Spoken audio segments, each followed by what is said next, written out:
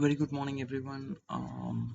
SRE 2400, SA 800 series, SAE 3400, SRS 4400, 4410. These are the various standards which has got the ability to confuse candidates and make them introspect what exactly I should do in the last moment, what are the various things that can come, how to plan all those things. So on that note, we're going to see one important question from SRE 2400.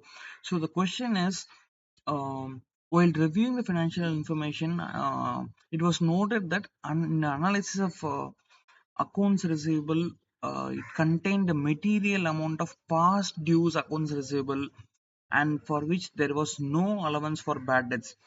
So briefly elaborate whether any additional procedure that a practitioner should follow. This could be the kind of question, or what are the circumstances in which additional procedure must be done in while reviewing the financial information. These are various possibilities of questioning because sometimes no direct question will come, but the answer will be the same. So you need to open your ears. That is the main reason behind sharing these things. So additional procedures, they focus on obtaining sufficient appropriate evidence because the procedures that needs to be done by the practitioner includes additional inquiry or analytical procedures, for example being performed in greater detail or being focused on the affected items. For example, there's provision for the bad debts, the accounts receivable, more emphasis should be given on that aspects. And next is other type of procedures, for example substantial test of details or external confirmations, etc. So if you see, coming to the circumstances in which additional procedures may be necessary, so based on the management's responses, they would have given their reasons, justifications. It will enable the practitioner to conclude that accounts receivable balance is not likely to be material misstated. So in this case, no further procedures is required. So however, if also it enables the practitioner to predetermine that the matter causes the financial statement to be materially misstated.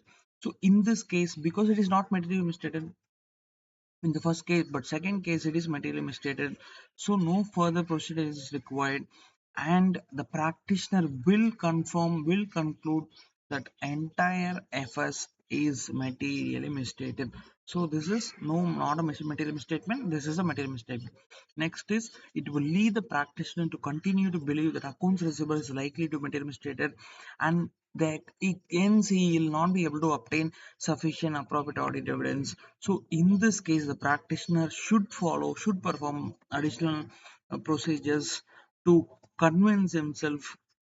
And if all the above scenarios is not able to conclude or arrive at a justification, then he will continue performing additional procedures until either he is able to justify there is no material misstatement or there is a material misstatement, because he needs to give his opinion on this aspect.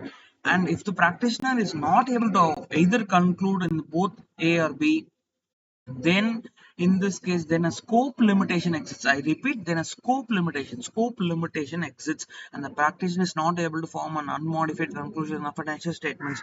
That is it. This is what exactly expected from you.